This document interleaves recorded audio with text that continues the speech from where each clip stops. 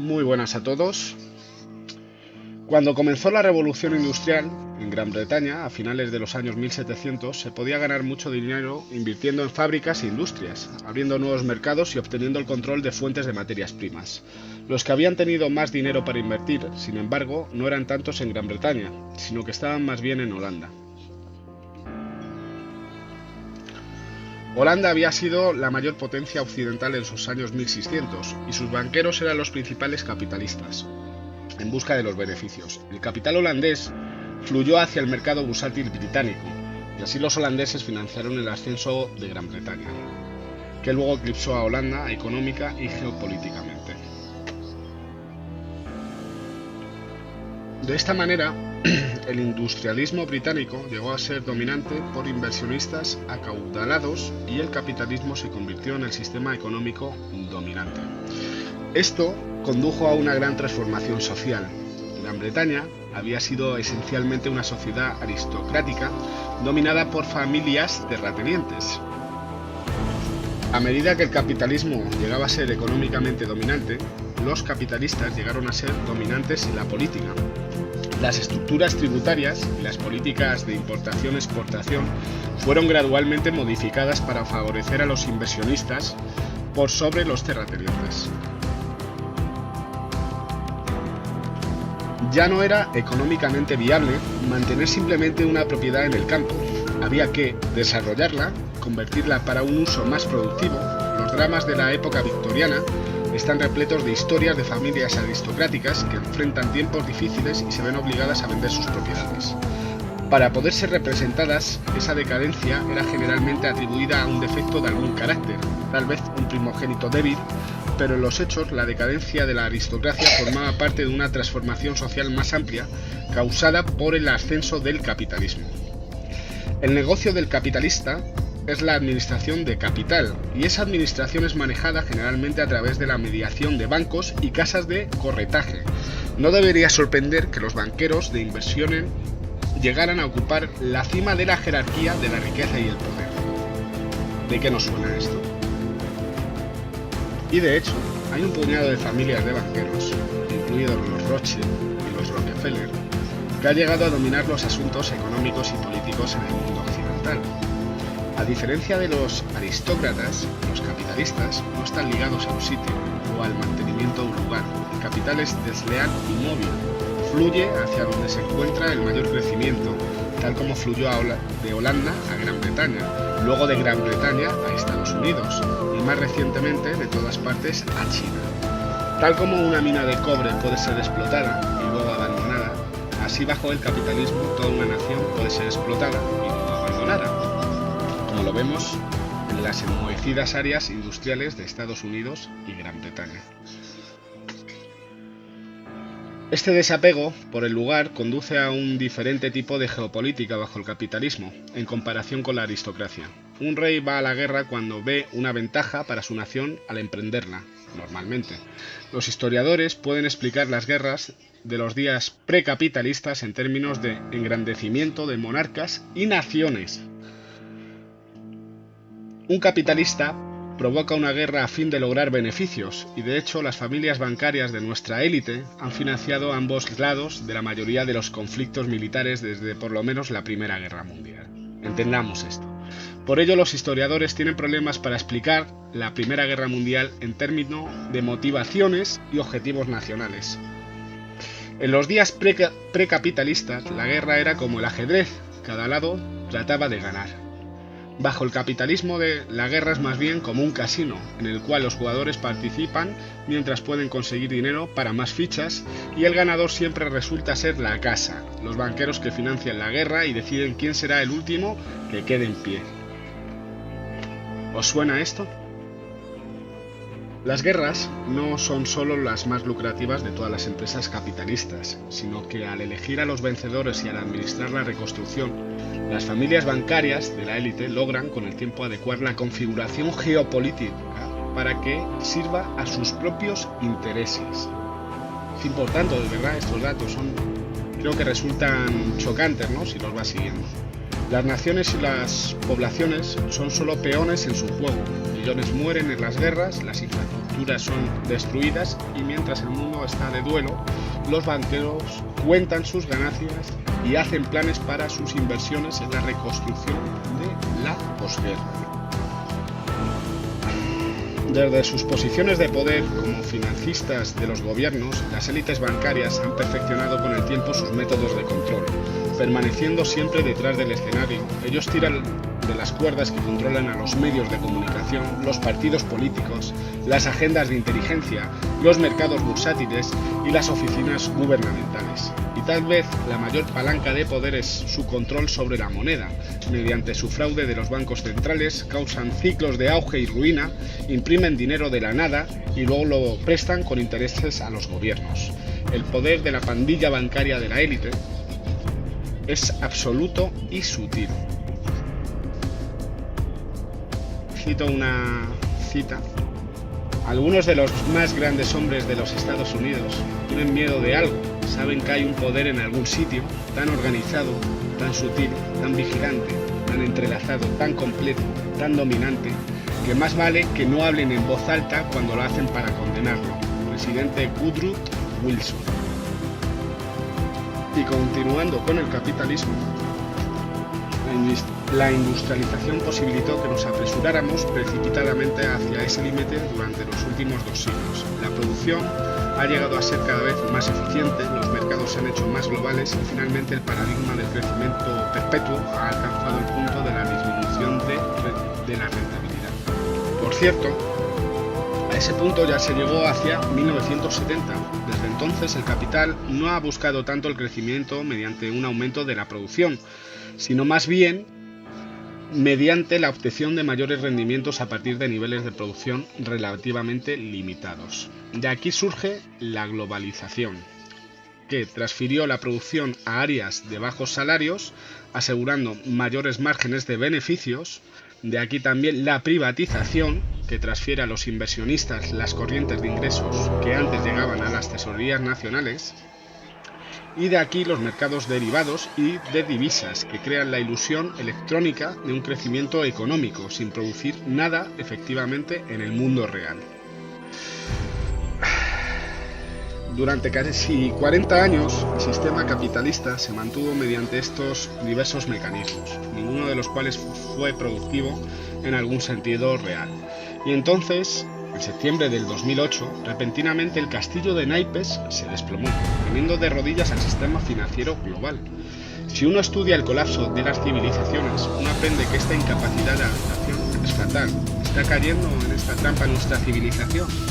Tuvimos 2 siglos de verdadero crecimiento, en los cuales la dinámica de crecimiento del capitalismo estuvo en armonía con la realidad del crecimiento industrial. Luego tuvimos 4 décadas de crecimiento artificial, el capitalismo siendo sustentado por un castillo de naipes, y ahora, después del colapso del castillo de naipes, parece que se hace todo el esfuerzo posible por producir una recuperación del crecimiento. Es muy fácil obtener la impresión de que nuestra civilización se encuentra en un proceso de colapso, basado en el principio de la incapacidad de adaptación. Es muy fácil obtener la impresión de que nuestra civilización se encuentra en un proceso de colapso, basado en el principio de la incapacidad de adaptación. Una impresión semejante sería en parte correcta y en parte equivocada. A fin de comprender la situación real, tenemos que hacer una clara distinción entre la élite capitalista y el capitalismo en sí. El capitalismo es un sistema económico impulsado por el crecimiento. La élite capitalista es un grupo de gente que se las ha arreglado para conseguir el control a nivel mundial, mientras el capitalismo ha funcionado en los 2 últimos siglos. El sistema capitalista ha sobrepasado su fecha de vencimiento. La élite de los banqueros conoce perfectamente ese hecho y ellos han estado adaptando, por no decir que lo han escrito desde un primer momento. El capitalismo es un vehículo que ha ayudado a llevar a los banqueros al poder absoluto, pero ellos no tienen más lealtad hacia ese sistema que la que le tienen a un lugar, a cualquier cosa o a cualquier persona.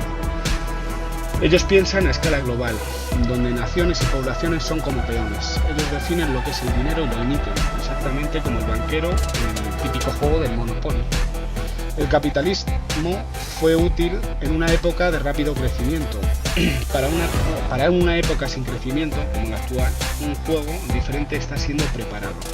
Así al capitalismo no se le permitió que muriera de una muerte natural. A cambio, fue derribado mediante una demolición controlada. Primero lo pusieron en un sistema de soporte vital, como se mencionó anteriormente, con globalización, privatización, mercados bursátiles, etc. Luego le inyectaron una droga eutanásica en forma de burbujas inmobiliarias y derivados tóxicos. Finalmente, el Banco de Pagos Internacionales o el Banco Central de los Bancos Centrales canceló el sistema de soporte vital, declaró la regla de ajustar los valores, lo que llevó a la insolvencia instantánea de todos los bancos de riesgo, aunque tardó un tiempo antes de que fuera notoria.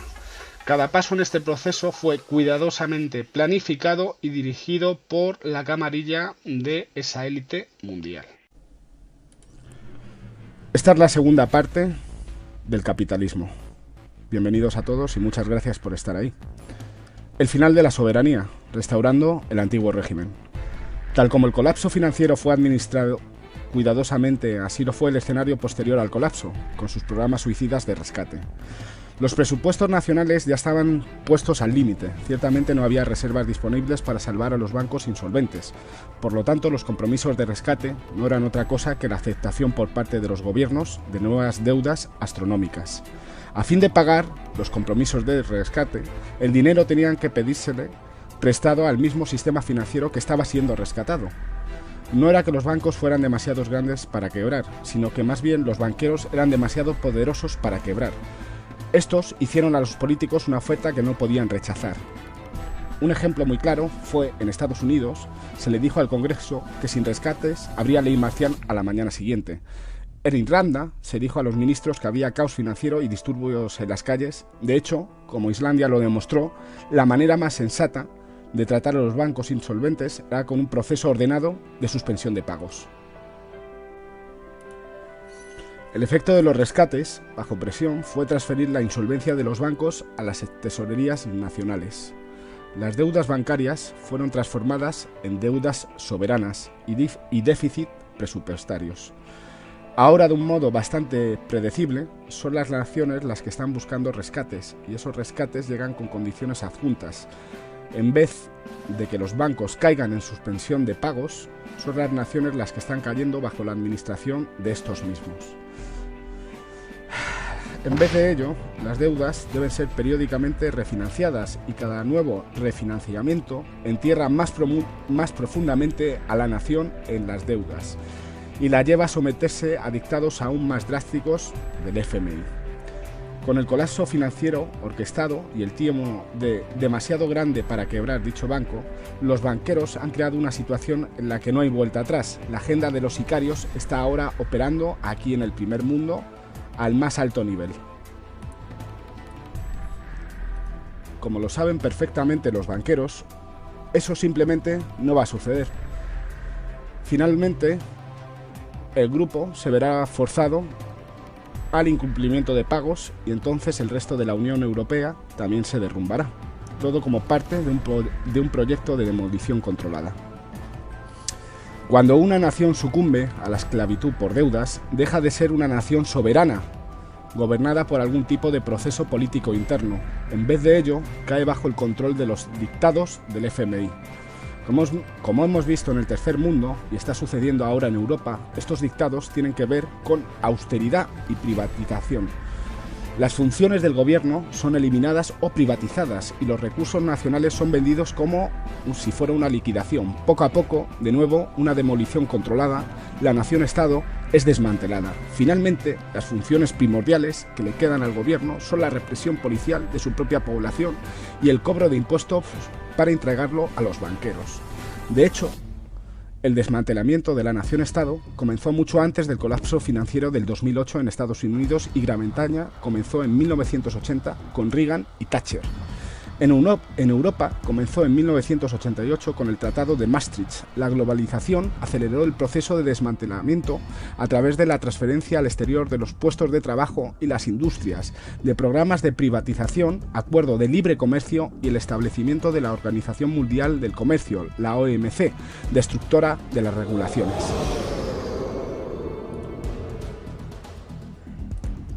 Los eventos desde el 2008 han posibilitado la rápida aceleración de un proceso que ya estaba perfectamente encaminado, como el colapso, los rescates y la total dejadez para perseguir alguna clase de un efectivo programa de recuperación. Las señales son muy claras: se dejará que el sistema colapse totalmente, allanando así el terreno para una solución previamente diseñada. Mientras se desmantela la nación-estado, se establece un nuevo régimen de autoridad global para reemplazarla. Como podemos ver en el caso de la OMC, el FMI, el Banco Mundial y las otras partes del gobierno mundial embrionario, el nuevo sistema global no mostrará pretensiones de representación popular o proceso democrático. El gobierno tendrá lugar a través de burocracias autocráticas globales, que recibirán sus órdenes directa o indirectamente de la camarilla de los banqueros.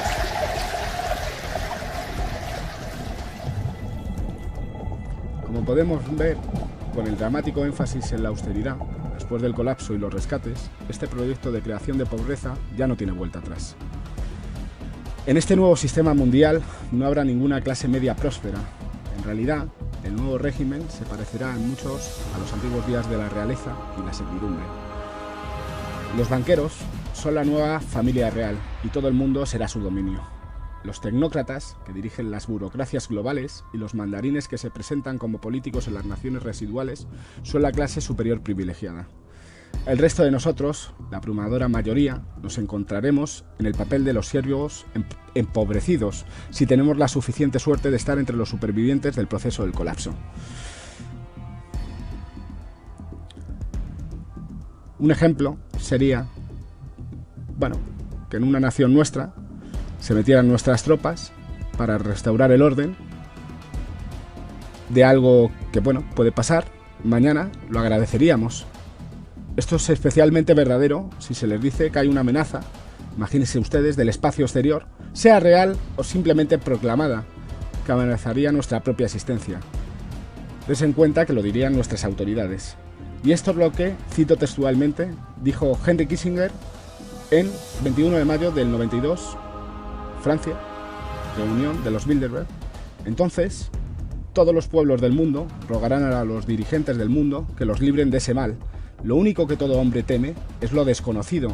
Cuando se le presenta ese escenario, renunciará voluntariamente a sus derechos individuales, a cambio de la garantía de su bienestar otorgada por su gobierno mundial. Es curiosísimo que este hombre con tantísimo poder pueda citar algo de estas características y con el mensaje que está dando, ¿verdad? Continuamos con el final de la libertad, el Estado policial global.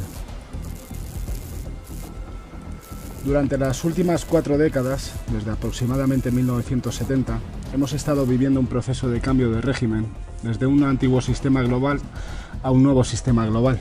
En el antiguo sistema, las naciones del primer mundo eran relativamente democráticas y prósperas, mientras el tercer mundo sufría bajo la tiranía de estados policiales, pobreza masiva e imperialismo, explotación por potencias extranjeras del primer mundo. Como lo mencionado antes, el proceso de transición ha sido caracterizado con el cruce del Rubicón, o sea, un punto de no retorno. La introducción en el primer mundo de políticas y prácticas que antes estaban limitadas, en su mayor parte, al tercer mundo. Por lo tanto, la esclavitud por deudas con el FMI cruzó ese punto de no regreso, posibilitado por la estafa del colapso-rescate. Por su parte, la pobreza masiva estaba cruzando el mismo punto de no retorno debido a las medidas de austeridad impuestas por el FMI, con sus nuevos poderes de posesión de bonos. El imperialismo también está cruzando ese punto de no retorno. Mientras el primer mundo cae bajo el control explotador de los banqueros y sus burocracias, un nexo impositivo del poder que es ajeno a todas las identidades nacionales, no es sorprendente que la tiranía del Estado policial también esté cruzando ese punto de no retorno. La imposición de los niveles de pobreza del tercer mundo requiere métodos de represión del tercer mundo.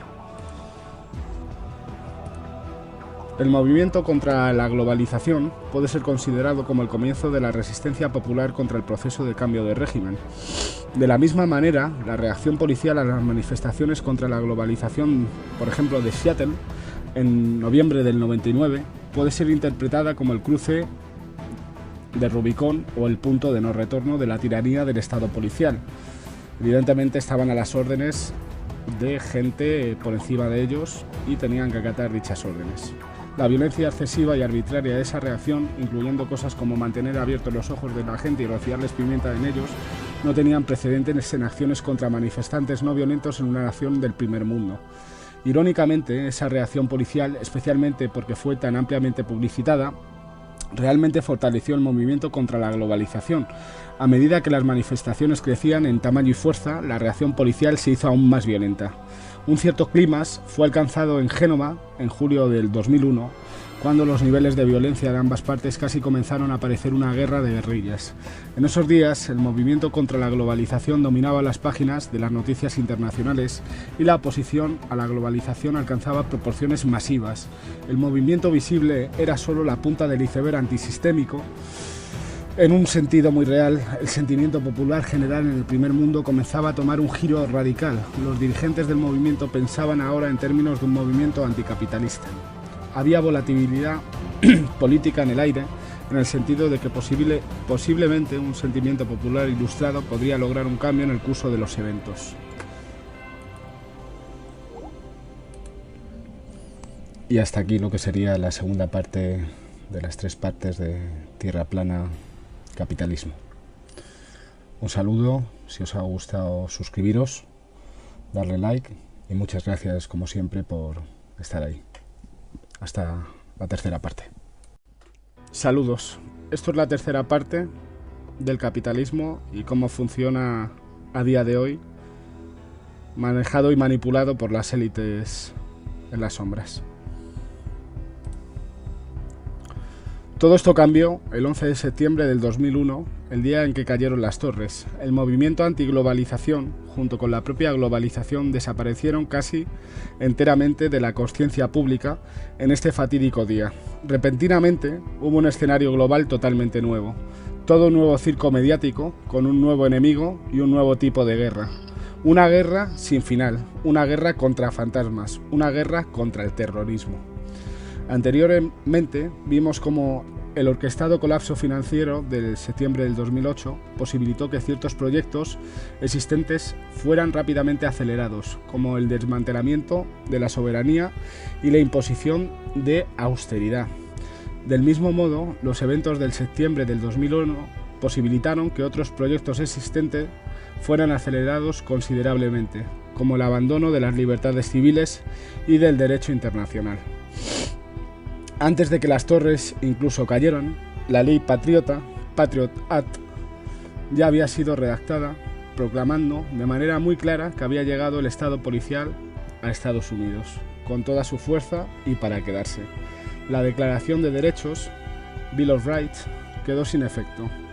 Antes de mucho tiempo, una similar legislación antiterrorista había sido adoptada en todo el primer mundo.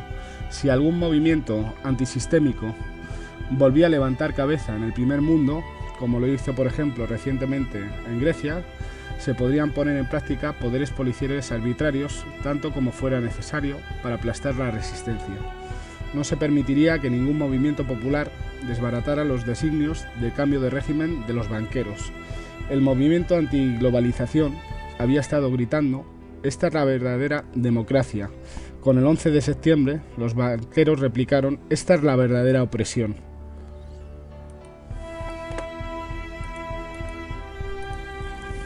Los eventos del 11S condujeron directamente a las invasiones de Irak y Afganistán, y en general ayudaron a crear un clima en el cual las invasiones de naciones soberanas podían ser prontamente justificadas con una u otra excusa. El derecho internacional fue totalmente abandonado, como lo fueron las libertades civiles, tal como se eliminó toda restricción de las intervenciones policiales domésticas. Así se eliminó toda restricción de las intervenciones militares geopolíticas.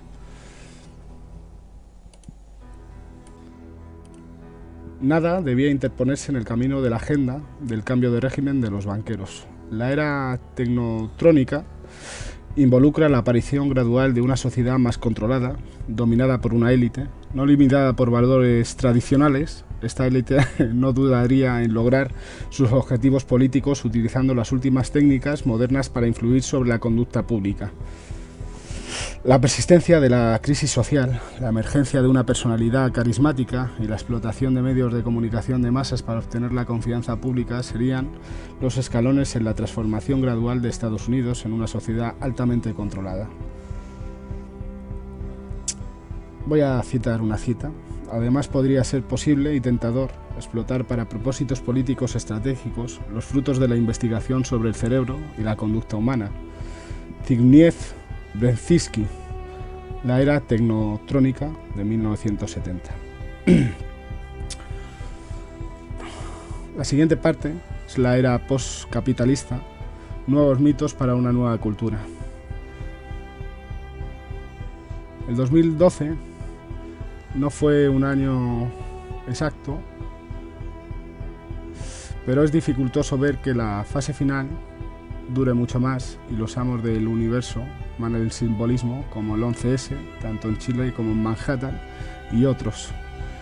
El 2012 estuvo cargado de simbolismo, por ejemplo el del calendario maya, e Internet es un hervidero de diversas profecías relacionadas con el año 2012. Estrategias de supervivencia, espera de intervenciones alienígenas y un largo etcétera. Y luego está la cinta de Hollywood 2012, que presentaba explícitamente el fin de la mayor parte de la humanidad y la salvación planificada previamente de unos pocos escogidos. Uno nunca sabe diferenciar en las producciones de Hollywood lo que es fantasía escapista de lo que está destinado a preparar simbólicamente la mente del público para lo que le vendrá en un futuro. Bueno, el tema de Hollywood es un tema tan amplio, ¿verdad? En fin, sea cual fuera la fecha exacta, todas las hebras se entrelazan geopolítica y domésticamente, y el mundo cambiará. Será una nueva era, tal como el capitalismo fue una nueva era después de la aristocracia y la Alta Edad Media, siguió a la era del Imperio Romano. Cada era tiene su propia estructura, su propia economía, sus propias formas sociales y su propia mitología. Estas cosas deben relacionarse coherentemente entre sí y su naturaleza proviene de los fundamentos relacionados de poder y circunstancias económicas del sistema. Cada vez que hay un cambio de época, la época anterior siempre es demonizada en una nueva mitología. En la historia del Jardín del Edén, la serpiente es demonizada, un símbolo reverenciado en el paganismo, el predecesor del monoteísmo. Con la aparición de las naciones-estados europeas, la Iglesia católica fue demonizada y el protestantismo fue puesto en práctica. Cuando llegaron las repúblicas, la demonización de los monarcas fue una parte importante del proceso. En el mundo posterior al 2019, como bien se está viendo hoy en día, se demonizará la democracia y la soberanía nacional, sobre todo este último punto. Esto será muy importante para conseguir que la gente acepte un régimen totalitario arbitrario. Bien. En estos terribles días tenebrosos, antes de la bendita unificación de la humanidad, la anarquía reinaba en el mundo, una nación atacaba a otra, como los depredadores en la selva, las naciones no tenían coherencia a largo plazo, los votantes pasaban de un partido al otro, manteniendo siempre en transición y confusión a los gobiernos. ¿Cómo puede llegar alguien a pensar que las masas de gente semieducada podrían gobernarse o dirigir una sociedad compleja? La democracia fue un experimento mal concebido que condujo solo a la corrupción y al gobierno caótico. Qué suerte tenemos de estar en un mundo tan ordenado, en el cual la humanidad finalmente ha crecido y en la cual aquellos mejor preparados toman las decisiones para todo el globo. Ese globo que nos han inculcado desde que hemos nacido. A todas las masas y gracias por, instituciones como la UNESCO. El capitalismo tiene que ver con crecimiento, progreso y cambio. Bajo el capitalismo, las virtudes de la ambición, la iniciativa y la competitividad son elogiadas porque estas virtudes sirven a la dinámica del capitalismo. La gente es alentada a acumular siempre más y a no dejarse jamás por satisfecha con lo que tiene. Bajo el capitalismo, la gente tiene que tener un poco de libertad y un poco de prosperidad para que la dinámica del capitalismo pueda operar. Sin una cierta libertad, la ambición no puede ser continua. Sin una cierta prosperidad, ¿cómo se puede lograr la acumulación? En el mundo postcapitalista, las virtudes capitalistas serán demonizadas. Esto será muy importante para lograr que la gente acepte la pobreza y el control disciplinario, que es lo que pasa a día de hoy, y cada vez más y más. La búsqueda del dinero es la raíz de todo mal, y el sistema capitalista era inherentemente corrupto y derrochador. La anarquía reinaba en el mercado, mientras las corporaciones ciegamente buscaban beneficios, sin preocuparse por las necesidades humanas o por la tierra. Cuanto más sensatas son nuestras brigadas de trabajo, que producen solo lo necesario y usan solo lo que es sustentable. El capitalismo alentaba la codicia y el consumo. La gente luchaba para competir unos con otros por ser los primeros en la carrera de ratas. Cuanto más sabios somos ahora, que vivimos con nuestras cuotas racionadas y aceptamos los deberes que se nos asignan, sean cuales sean, sirviendo a la humanidad. En este cambio de régimen que lidera la era postcapitalista, estamos viendo una orquestación consciente de economía, política, geopolítica y mitología. Con un proyecto coordinado se está creando toda una nueva realidad, toda una nueva cultura global. Cuando se trata del tema, la capacidad de transformar la cultura es la máxima forma de poder. En solo una generación, una nueva cultura se convierte en la manera en que las cosas son. ¿Y qué podemos preguntar? Podría interponerse en el camino de cualquier futura manipulación de régimen cultural que se antoje a la familia real de los banqueros. Desde que se introdujo la educación pública, el Estado y la familia han competido por controlar el condicionamiento de la infancia, y es en la infancia cuando se transmite la cultura a la próxima generación. En el microadministrado futuro postcapitalista es muy probable que veamos la solución final del control social, que el Estado monopolice la educación de los niños. Eso eliminaría de la sociedad el lazo entre padre e hijo y, por tanto, los lazos que lo unen a una familia en general. No más el concepto de parientes, sino solo de otros miembros de la colmena. La familia debe ser demonizada, y esto se está haciendo hoy en día. Aquí en Irlanda ya hay anuncios publicitarios en la televisión dramatizando los sufrimientos de los niños que son abusados o descuidados por sus padres. Esto también pasa en otras partes de Europa, sobre todo en países escandinavos. Se puede buscar reportajes donde, pues simplemente por regañar a un niño por estar haciendo las cosas mal, te lo pueden quitar y quedarte sin un hijo. O sea, es horrible, horrible. Pero estas cosas no se hablan a niveles, pues por ejemplo, esto no se habla que puede pasar en países escandinavos, esto no se habla en las televisiones españolas. Es una lástima, pero es una realidad. Bueno, con esto me quiero despedir. Espero os haya gustado los 3 videoprogramas hablando de lo que es el capitalismo, la estructura, cómo se mueve, cómo se genera, quién lo genera. Es un trabajo que me ha gustado hacer básicamente para que la gente también entienda un poco de cómo funciona, al fin y al cabo, la verdadera religión del mundo, que es el dinero y la influencia que tiene esta gente para controlar absolutamente todo. Muchas gracias por estar ahí y hasta el próximo vídeo. Si os ha gustado, os rogamos que os suscribáis y le deis un like. Vuestro apoyo es muy importante para nosotros. Gracias.